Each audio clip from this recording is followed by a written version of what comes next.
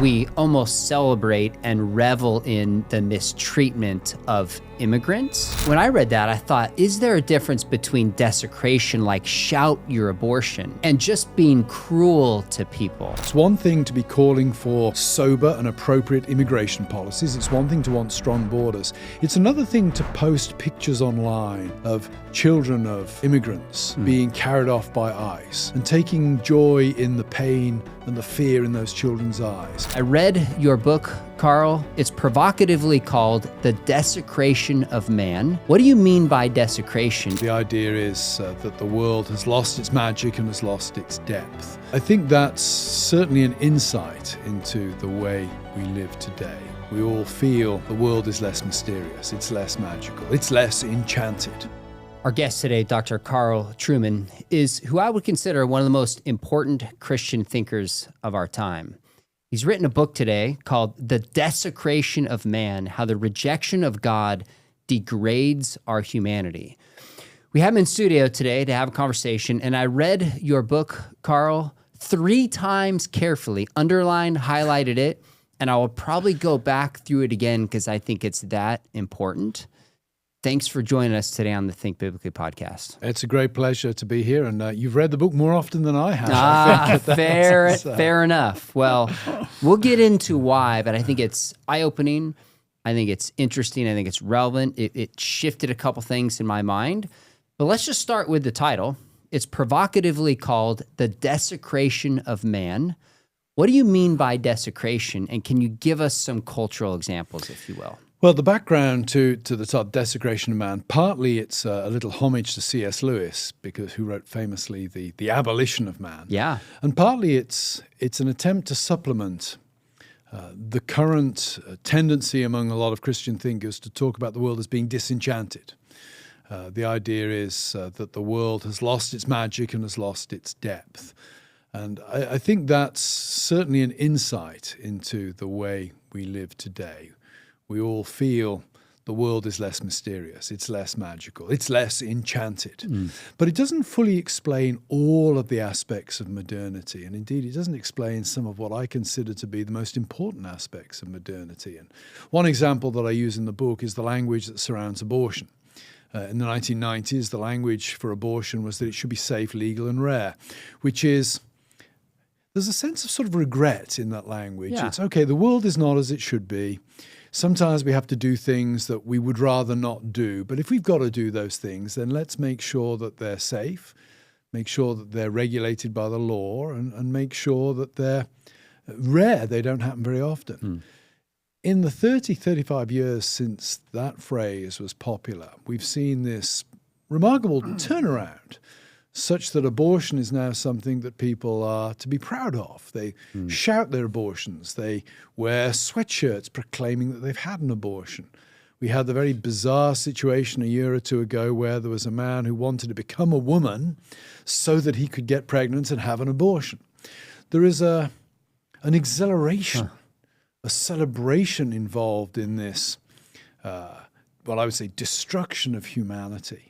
The category of disenchantment doesn't really allow us to explain. So I latched onto desecration as a way of trying to capture the exhilarating, intentionally destructive nature of so much of what we now do as human beings.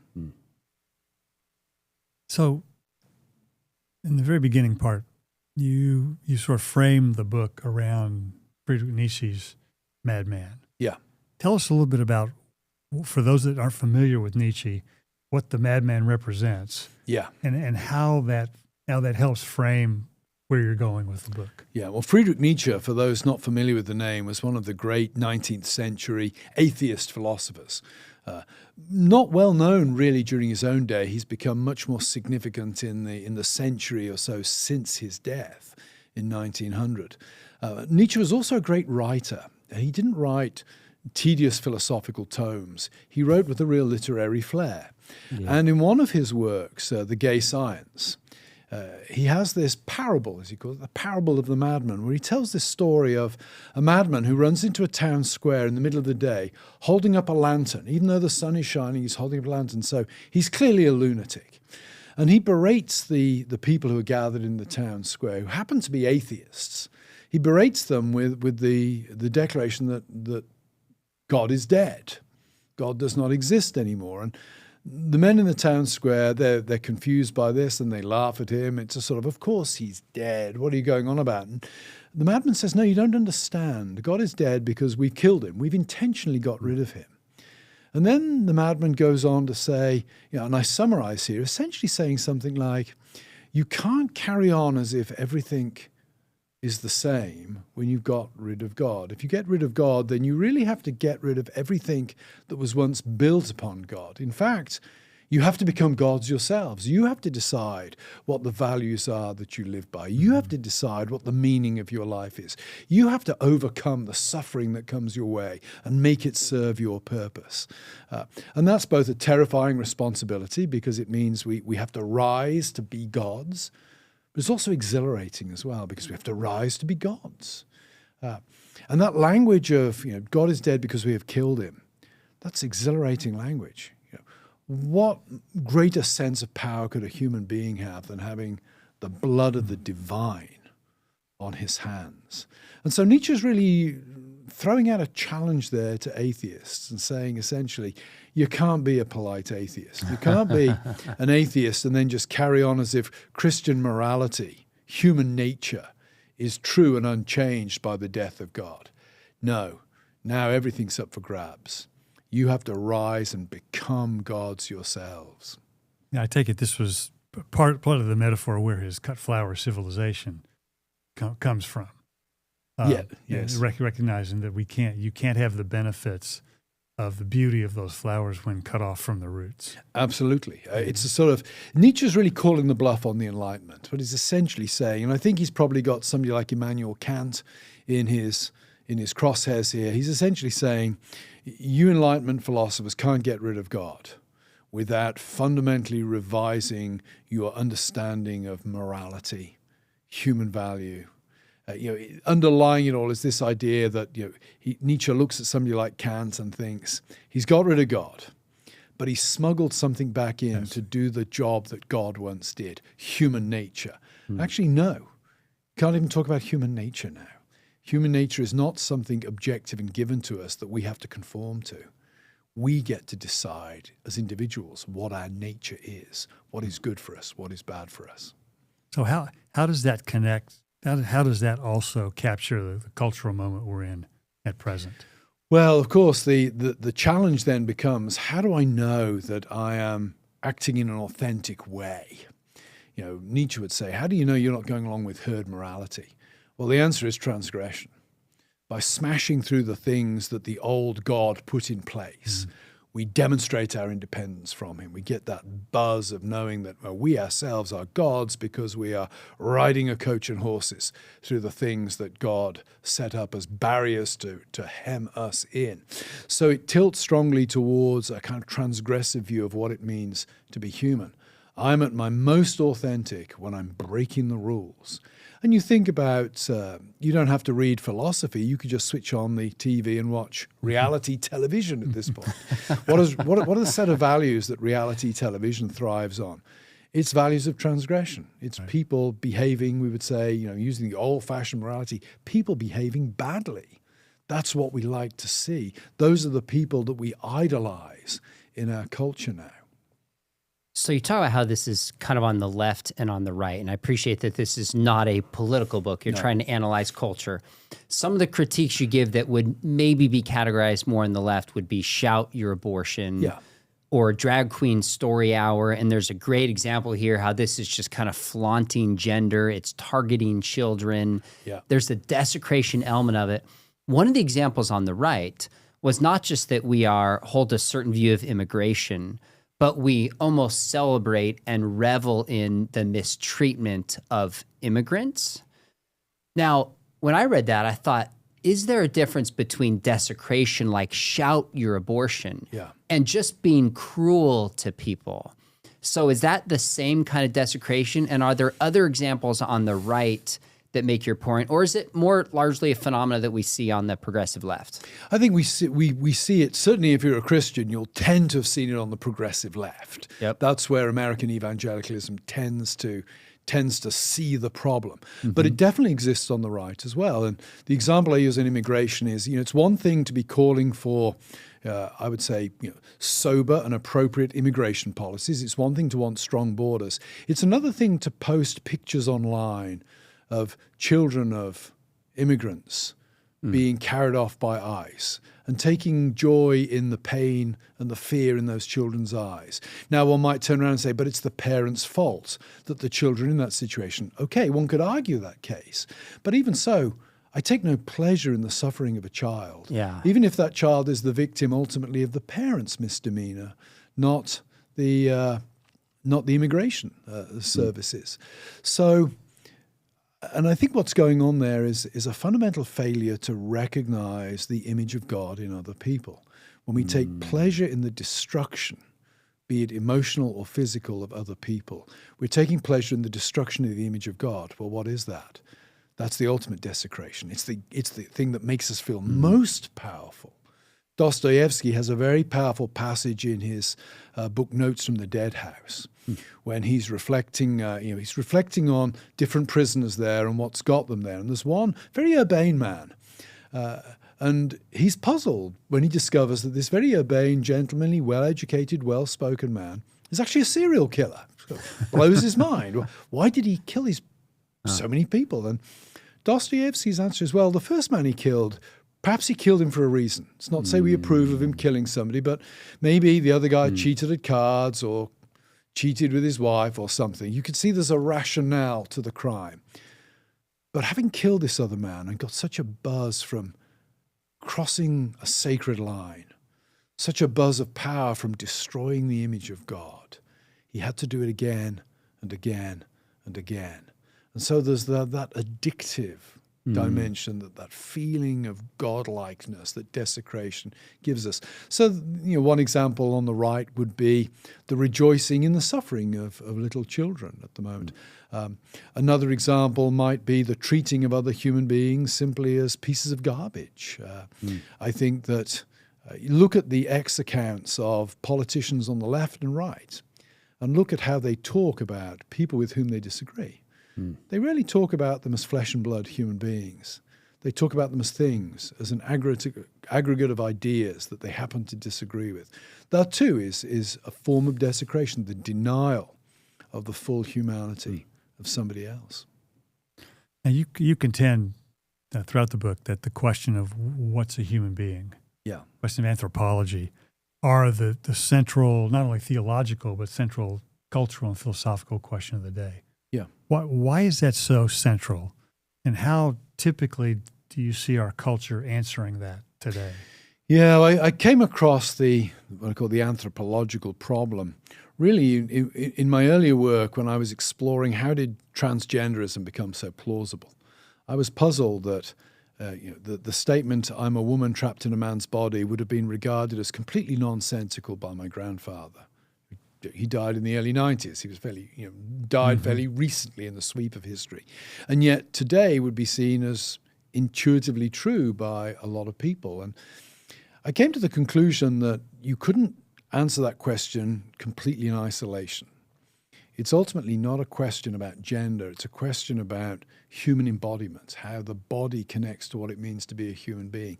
It's a much deeper question of what does it mean to be a human being? And how has that question become problematic in our day? I think a number of reasons.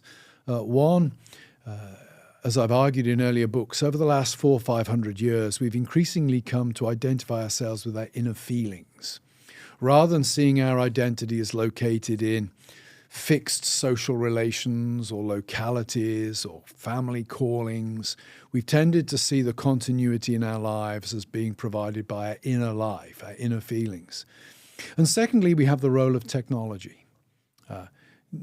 teleology, the idea that human beings have an end or a set of ends, has been fundamental to understanding what it means to be a human being. I'm a Presbyterian, and the first answer of the Westminster Shorter Catechism, right. What is the chief end of man? Man's chief end is to glorify God and enjoy him forever. So to Amen. be a human being is to have that end, glorify God and enjoy him forever.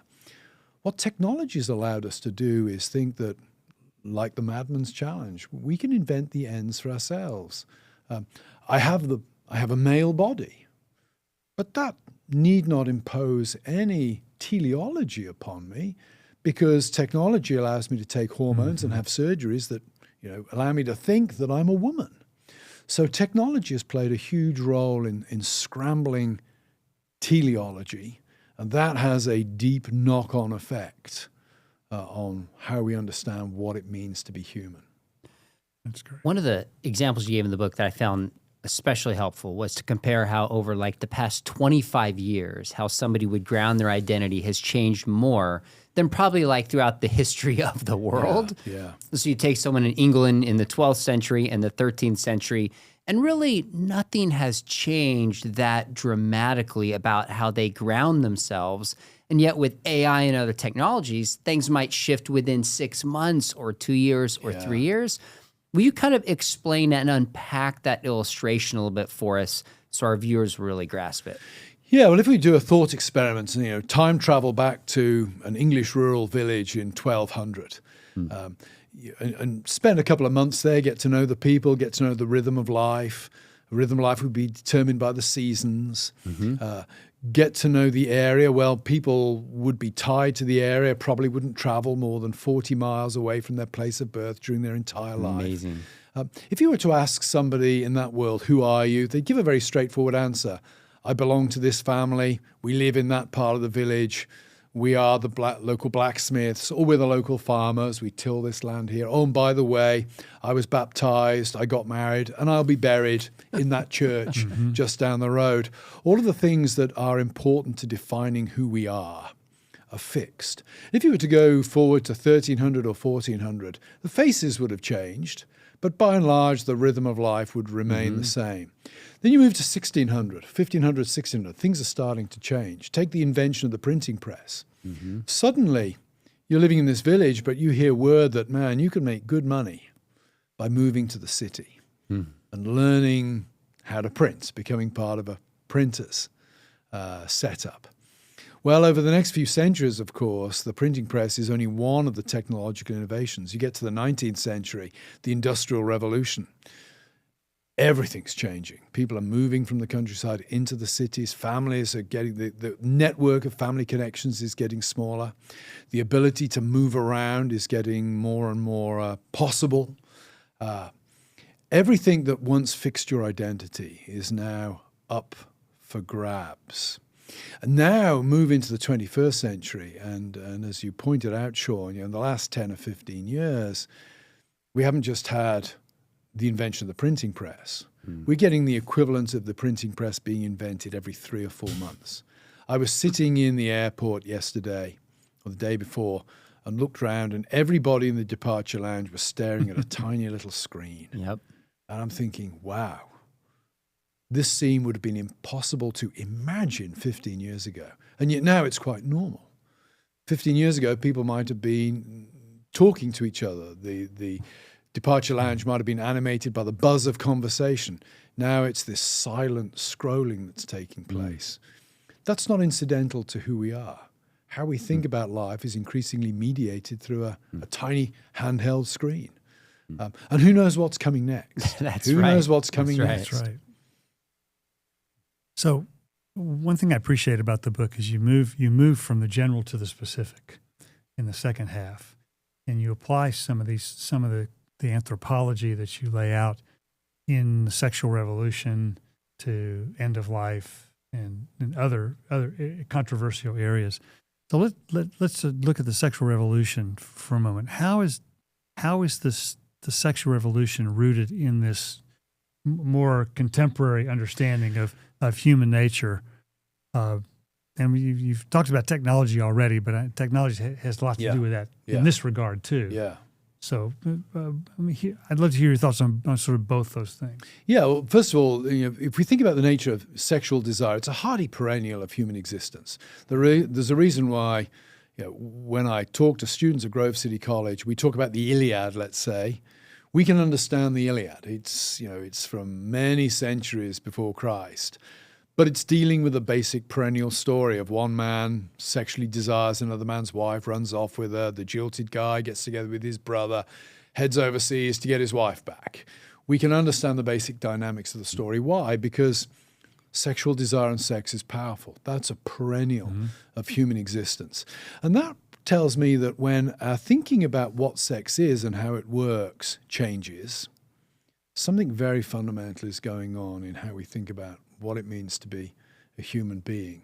Now, there's always been sexual transgression. The Bible is full of examples of sexual transgression and is full of laws against sexual transgression. If there was no sexual transgression in the Bible times, there'd be no need for those laws, no basis for those stories.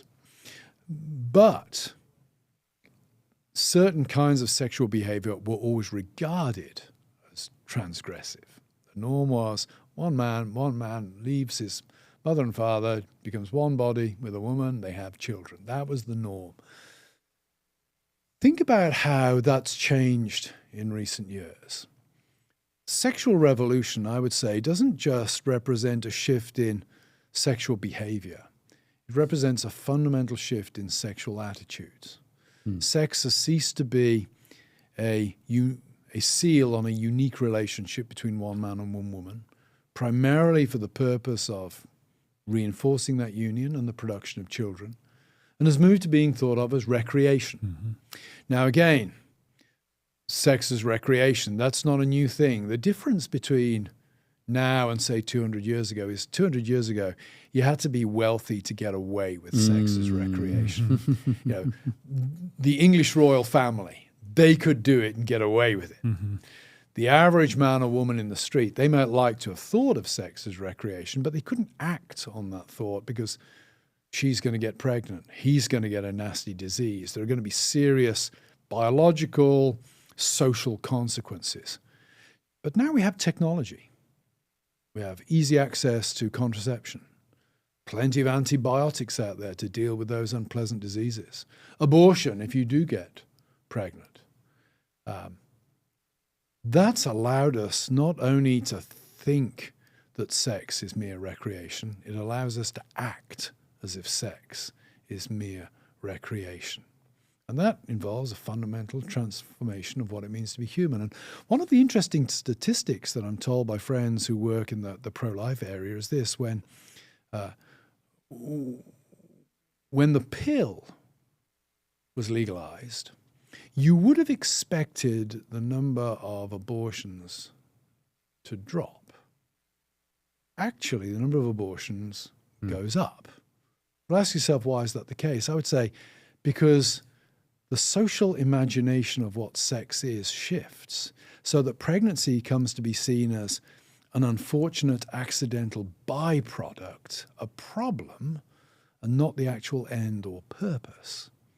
So sexual revolution involves fundamental revision of what sex means, not simply an expansion of what you can do sexually.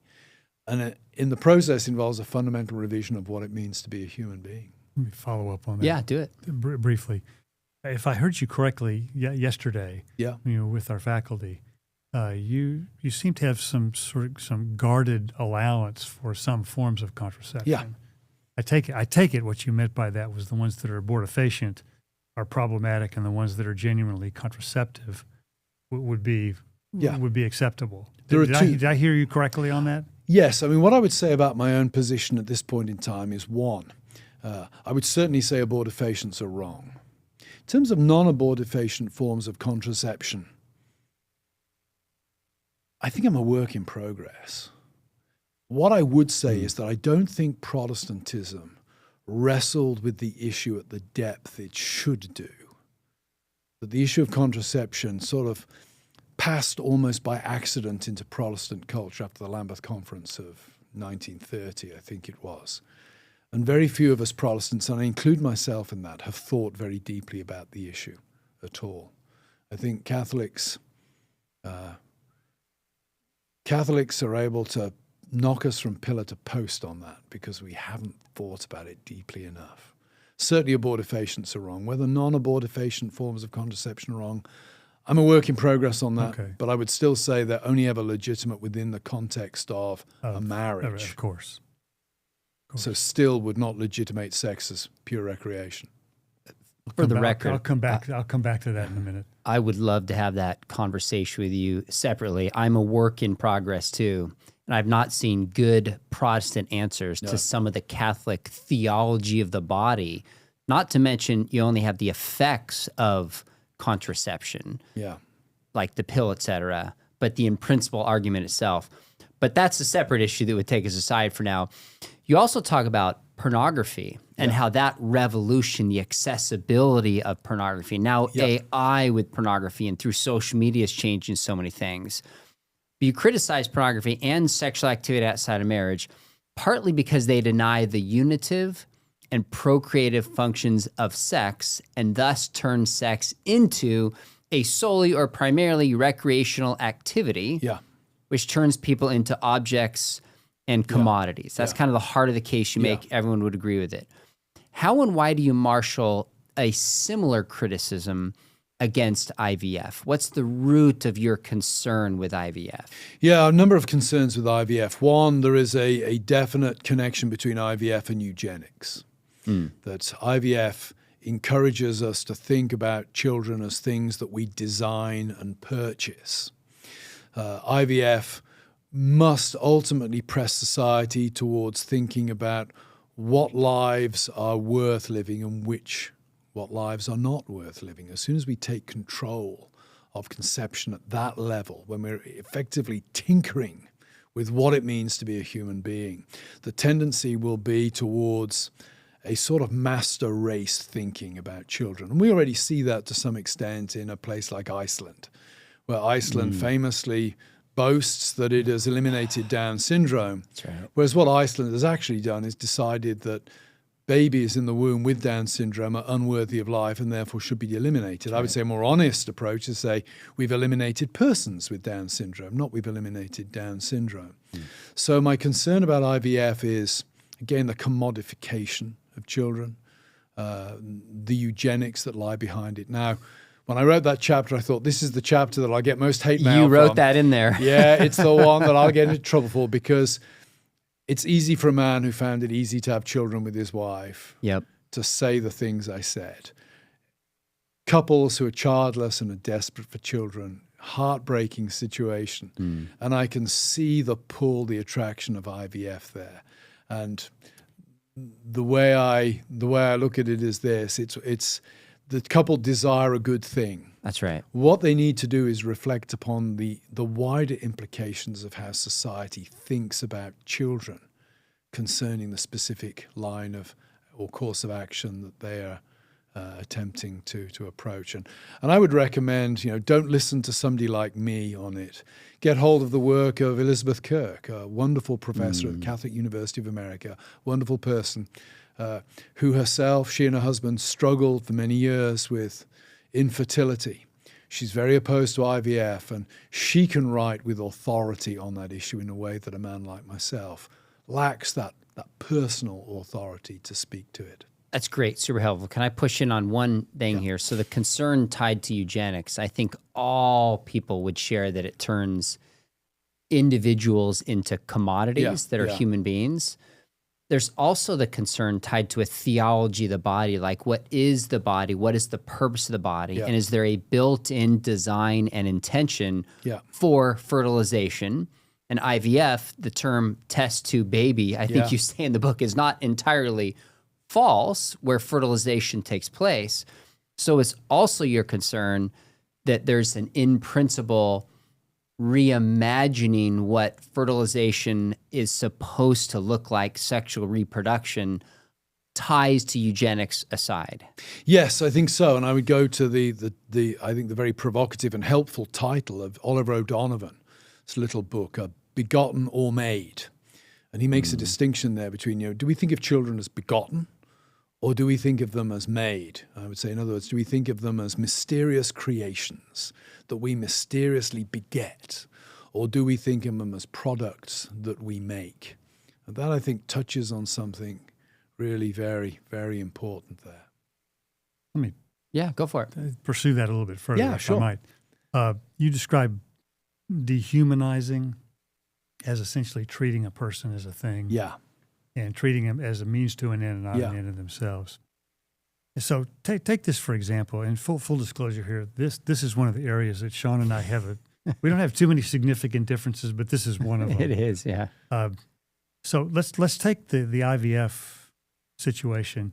You've got an infertile couple. Yeah. My wife and I didn't go down the IVF road, but we definitely went down the infertility road. Yeah. And the angst and angst you describe is very real. But a couple wrestling with infertility for whom IVF is the indicated treatment. Yeah. And just to be clear, they have huge problems with the standard of practice in IVF. But I'm looking at more the idea of conceiving a child outside the womb intrinsically. It seems to me if the child or the embryo, which they regard as a child, and as they I would regard as a child as they rightly should, yeah. And the child is desperately wanted, and will be loved and brought into the same kind of family environment that he or she would have had they been conceived naturally. Where it's hard for me to see how that child is being dehumanized. Right. So help me with that. Yeah, and I think the interesting aspect to that is I've had this response when I've spoken on this. Somebody come up to me afterwards and said, we had our child by IVF. Are you saying my child's not a human being? And absolutely of course not. I'm not talking about dehumanization in that way. I'm thinking about the general way in which society imagines children to be, that they start to become products, they start to become a thing. That's not to deny the very real love that the couple who've conceived a child through IVF have for that child. Not at all is it to deny that. It's to look at the broader social framework that's being developed that could lead to very bad consequences on a broader front. So that's what I'm thinking about. And I would certainly agree that the eugenic temptation is one that we should have done away with back in the around the turn of the 20th century when it really got started. I'm not convinced that that's a necessary part of what IVF involves. And if I could, I won't say put the case against me, but if I were to alter the terms of debate, I would say, no-fault divorce does a similar thing to children, actually. Yeah. Because no-fault divorce treats children as a problem to be solved after the parents are separated. No-fault divorce has to treat them in the same way that, it'll say, who gets the dog after we get divorced? Well, it's more emotionally intense, perhaps, but who gets the children? You are reducing children in no-fault divorce. So I certainly don't want to be read as saying IVF is unique in the way it tilts the culture to think about children. There are many aspects of our culture. And I would admit it does open the door. Yeah, I think to the eugenic temptation. A more dramatic example, of course, provided by surrogacy. And I use the example in the book of baby Gammy, who was conceived by surrogate for an Australian couple. And then it was discovered that baby Gammy, I think, had Down syndrome. And it led to this long-running legal debate about who the parents were, those who'd provided the genetic material or the woman who was carrying the child. And ultimately, the courts decided it was the woman carrying the child. The parents had wanted her to have an abortion, and she refused and brought the child into the world and is bringing the child up. And that's, if you're looking for a modern Handmaid's Tale that objectifies women and objectifies children, it's not the Handmaid's Tale, it's surrogacy. Let me pursue one more thing. I know, I've got some questions too, but go for it. You're the boss. This is fun. I'm enjoying this. only for a short time. Do it. This to go back to your contraception. Yeah. It seems to me that one of the things the acceptance of contraception does, and I admit if you're still a work in progress, I'll give you some grace on that. But the contraception does separate the unitive and procreative aspects of sex, or it makes the the bringing those, having to have those always be together. Yeah. It makes that less of an absolute. Right. And so that there would be situations where it would be justifiable to separate the unitive and procreative aspects of sex. So if that's the case for contraception, yeah, why wouldn't that be also the case on the other side of the coin? Right. When it comes to separating procreation yeah. from normal sexual relations? Because I think it separates procreation dramatically from the unitive. That's what I would say, that the purpose of sex is, the man and woman become one flesh. The unitive, I suppose in my thinking, has priority at that point. And procreation becomes a function of the unitive, but not always a function of the unitive. Now, a Catholic would push back and say you're separating them too. But I would say they're not parallel instances. Yeah, I wonder what you would make of this, because it seems to me that God has ordained a natural separation of the unitive and procreative aspects of sex with the phenomena of menopause. And I take it that, for example, in Genesis, Abraham's wife Sarah was shocked and thought it preposterous that she could conceive at her advanced age. They were still making love by the sounds of it. Yes, yeah. So what that suggests to me is that menopause is something that is part of the natural order of things, and not a result of the general entrance of sin. Right. So if menopause is a God-ordained separation of that, then why would contraception be problematic as long as it's not abortifacient? I think that's a good that's a good argument, and that's certainly something I'd want to take into account when thinking about contraception. As I said, I'm not willing to concede as yet to my Catholic friends that the unitive and the procreative have to always be held together. I think that in the same way that I think, we can eat food, but eating food is not just about replacing calories. There are all kinds of other things that flow from a good meal. So that would probably be the strongest. I've actually tried that out on a handful of my Catholic friends. Did it work? No. Yes, they had no answer for it. Oh, that's good. I'll have to remember that next time in conversation. I think I'm going to take the win here. No. I want to circle back on that food, that last one you made later. The Catholic response would be, just because there's a God-ordained separation doesn't mean we can choose to add a separation for desires and times that we want. That would be the Catholic response to that. And there is a Protestant response to that, so too. Just putting it out there. Yeah, I and understand. The one before, your question about how does it dehumanize the unborn, in Conceived by Science, Stephanie Gray Connor says, part of being human is that we are designed to be conceived inside our mom and our dad, and kids have the moral right to be the result of a lovemaking between mom and dad and conceived naturally through that process. To remove it in a test tube that we control rather than mystery is a kind of dehumanization. Now, again, whether there's a response to that or not, we're getting aside. That's a tough one to get my arms around. So fair enough, but I think I've both of us want to keep going down my this. Hobby horse. Okay, so fair enough. It's fun seeing the two of you. Oh man, we had a whole conversation about IVF back and forth, and I'm still in process on some of these things, leaning more towards a Catholic position because I think they're far more consistent as a whole, but still in process. Let's move to something totally different. You also talk about how Christian approaches to death sometimes mirror the secular world. Yeah. So what is the secular world's approach? And how do Christians sometimes mirror this? And I realize this is a complicated question. You got this. But what's the secular world's approach? How do we mirror it? How should we actually deal with death? I think the secular world responds to death in various ways, but one might say primarily by trivializing it or marginalizing it, pretending it doesn't happen. And I think in the Christian circles, the rise of the phenomenon of celebrations of life as funerals would be one good example. Now, again, I certainly don't want to be implying that somebody who had a celebration of life for their dear, beloved late father is sinning in that. But I would ask the question of why use the language celebration of life?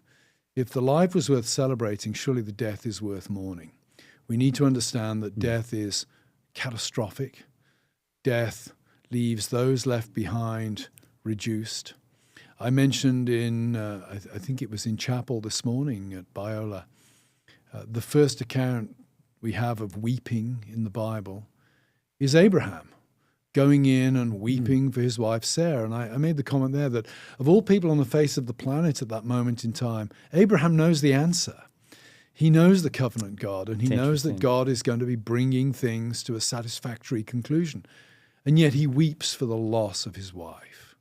And the application I drew this morning was it's okay to weep and lament when a loved one dies. And I think we as Christians need to face up to death as the horror that it is, and not take the temptation of the therapeutic temptation of trying to make it something other than that. That's great. That's really helpful. And I think we can see Ernest Becker, who talked about the way we don't take death seriously, is even the language we have, passing away and no longer with us, is a reflection of trivializing it, but not really coming to grips with the weight of what death is. Right. How do you balance that with the biblical notion that death is a conquered enemy? Yeah, well, I think we mourn, but not as those without hope. I think when my father died, I was reduced. I'm still reduced. I'm still less of a person than I was when he was alive.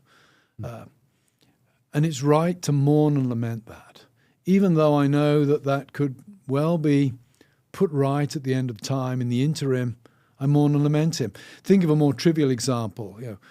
When you're traveling and you're away from your wife. If you were to say to your wife, well, I was away from you, but frankly, I didn't care. It didn't have any effect on me. Your wife would say, wow, our relationship is dysfunctional in some pretty deep and profound way. And I would want to say, if you can simply shrug your shoulders at the death of a loved one, then they weren't really a loved one. Because our loved ones make us who we are. When they're torn from us, we're reduced by that. So we mourn as Abraham mourned. But Abraham had a resurrection hope. Christ himself says, Abraham saw my day and rejoiced. Mm-hmm. Abraham knew what was coming. But even so, the remaining days of his earthly life, he was a less of a person because his beloved Sarah had been taken from him.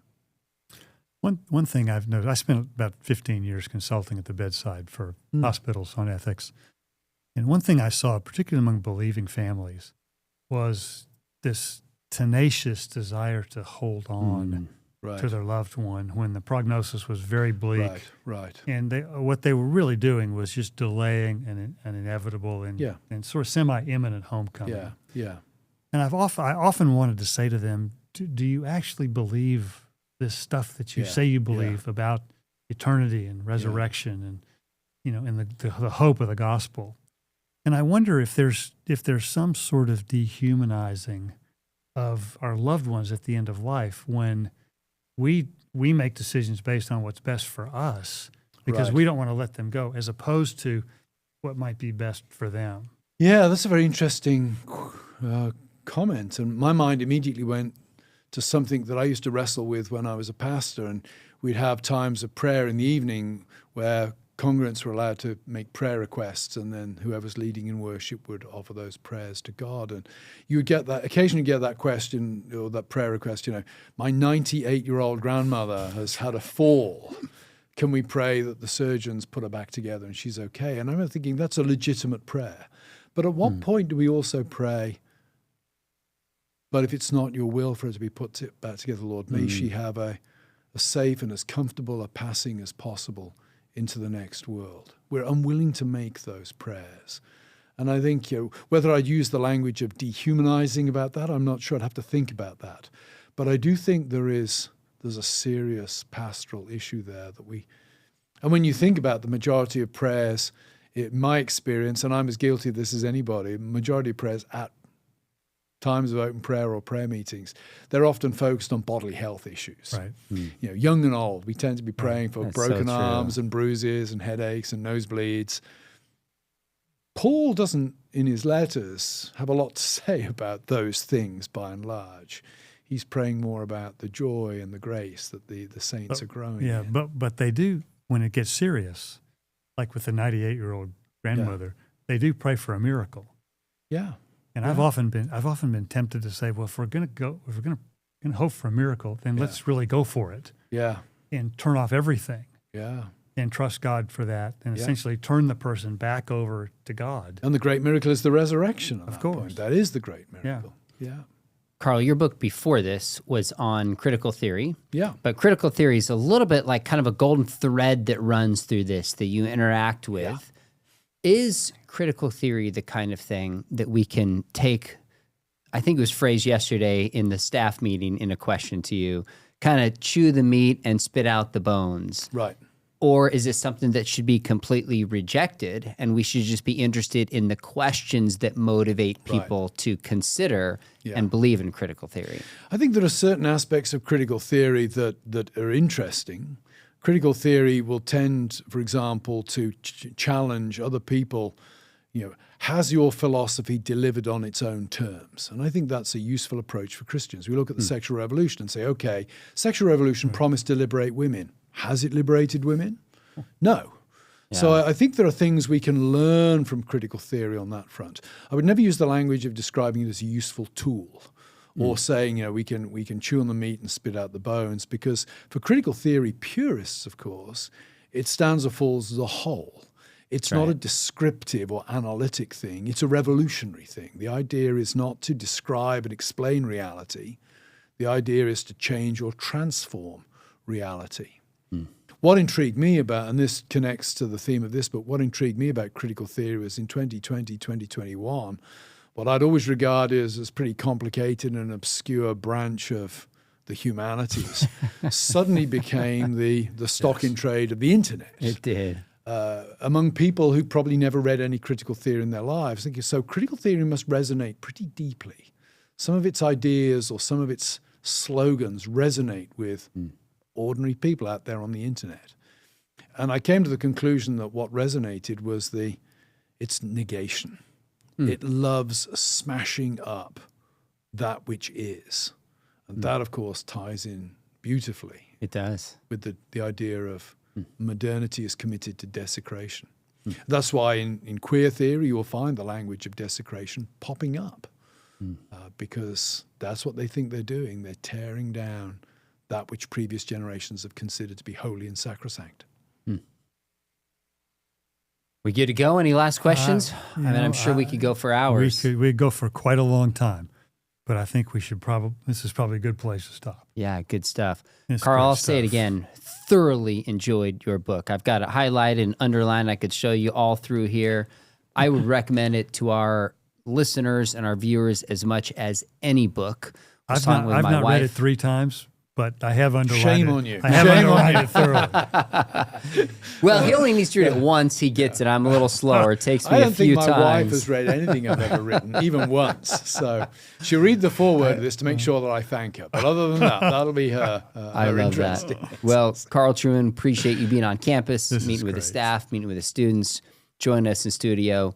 We'll do it again for sure. Thanks very much. It's been lovely to be here in the flesh. Yeah, this has been part of the Think Biblically podcast, conversations on faith and culture. We'd love to have you join us on campus. We have master's programs in apologetics, worldview, theology, ethics, marriage and family, doctoral programs. If you have questions for us, you can send them in to thinkbiblically@biola.edu. Thanks so much for listening. And remember to check out our Friday weekly cultural update. We'll see you then.